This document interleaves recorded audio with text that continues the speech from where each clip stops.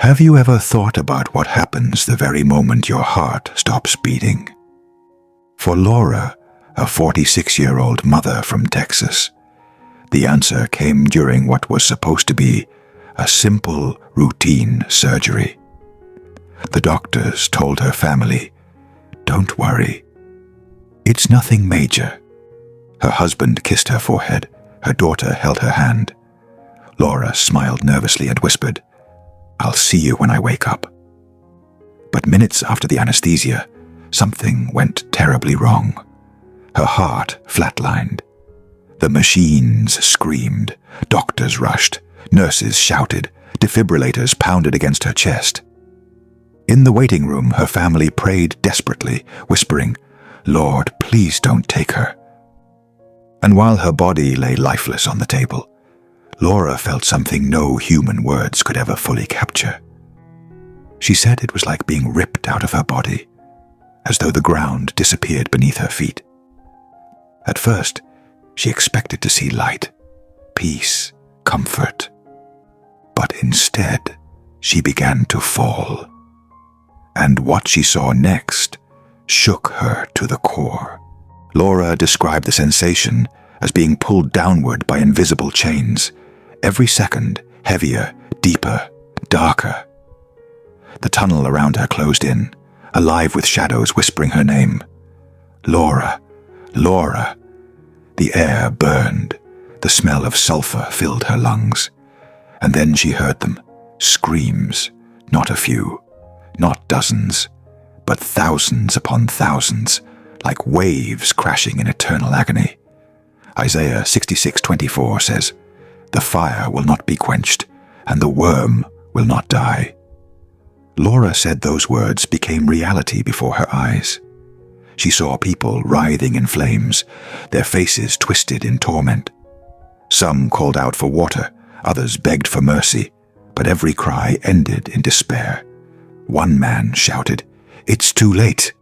Another cried, "Why didn't I believe?"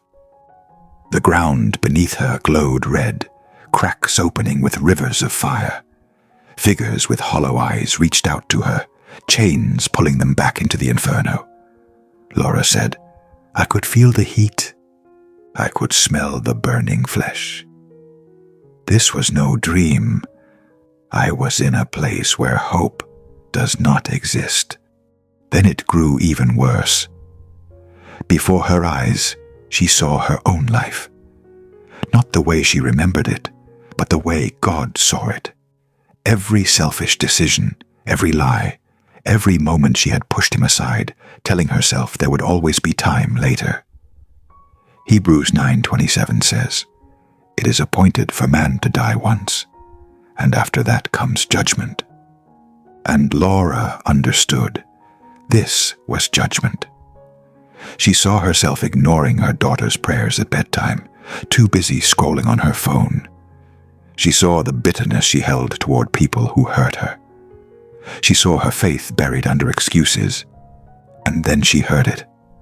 Not a voice of man, not male or female, but thunder wrapped in sorrow. The voice said, "This is what separates you. Not because you were human, but because you never turned to me." Laura fell to her knees in terror. She screamed, "Please, give me one more chance." Just as the flames closed in, Laura saw something she would never forget. A light pierced the darkness.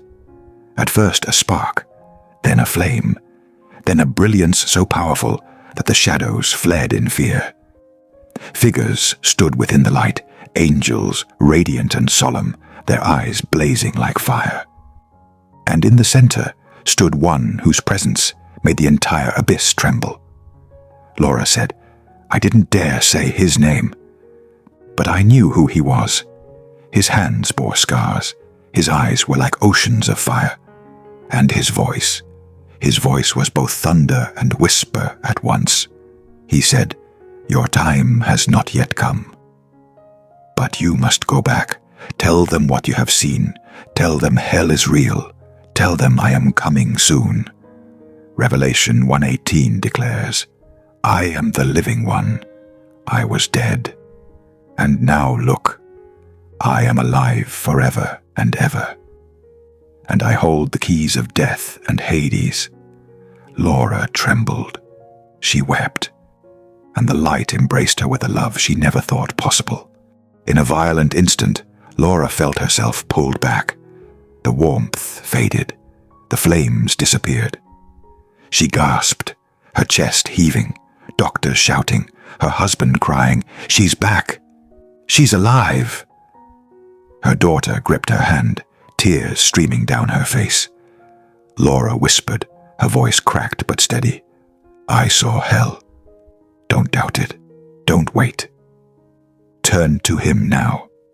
From that day forward, Laura was never the same. She spoke in her church, in her community, warning anyone who would listen. Hell is not a story. I have seen it. Heaven is real, but so is the fire. And the only way is Jesus Christ. John 14:6 reminds us, "I am the way, the truth, and the life. No one comes to the Father except through me." And now her testimony comes to you. Do you believe this was just a hallucination? Or do you believe God allowed Laura to glimpse eternity as a warning for us all? If you believe heaven and hell are real, comment below, "I believe." Because sometimes one story is enough to save a soul before it's too late.